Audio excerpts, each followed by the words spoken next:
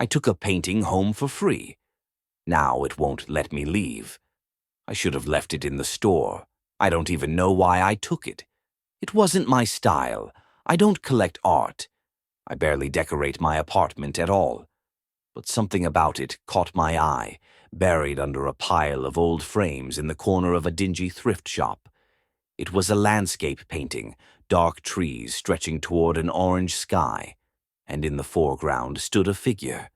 At first, I thought it was just a trick of the brush strokes, a shadow cast by the trees.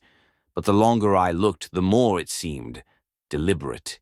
It was a man, or something shaped like a man. Too tall, with limbs that stretched unnaturally long. His face was blurred, smudged out like the artist had painted over it at the last second. I asked the old woman at the register how much it was. She barely looked at it before waving me off. "Take it," she said. "Just take it." I laughed, thinking she was joking. But when I reached for my wallet, her hand shot out and grabbed my wrist. Her grip was stronger than I expected. "Don't let it face your bed." I thought she was messing with me. Just an old woman trying to spook a clueless customer. But there was something about her expression, flat, serious, almost apologetic. I took the painting home. Night 1.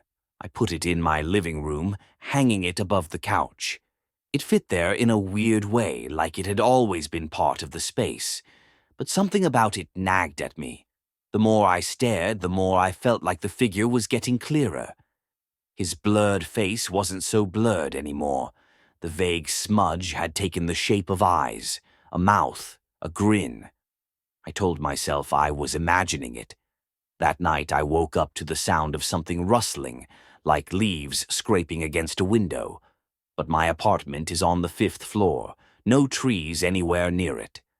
I sat up, heart hammering, listening. Then, a creak. Floorboards shifting. Inside my apartment. I grabbed my phone and turned on the flashlight.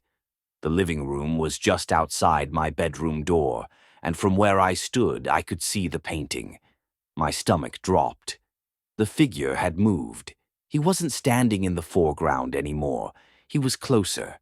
His long fingers curled over the edge of the frame. I told myself it was a trick of the light, that I was half asleep, that I was letting my brain play tricks on me.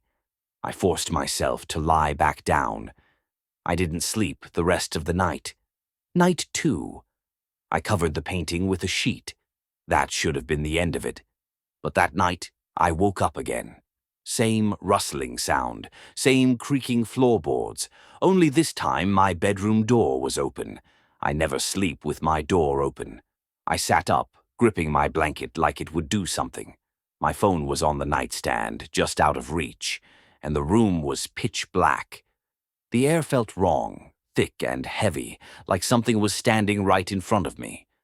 I reached for my phone, fumbling to turn on the flashlight. The second the light came on, my breath caught in my throat. The sheet was off the painting. The figure was gone.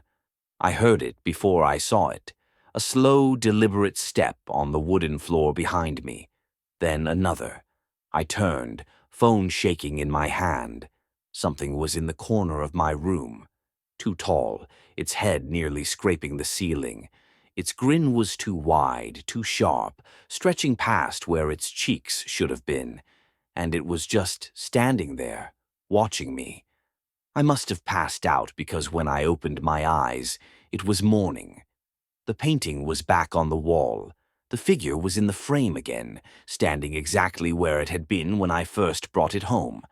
Except now there was something new. In the corner of the painting, just barely visible in the background, was me.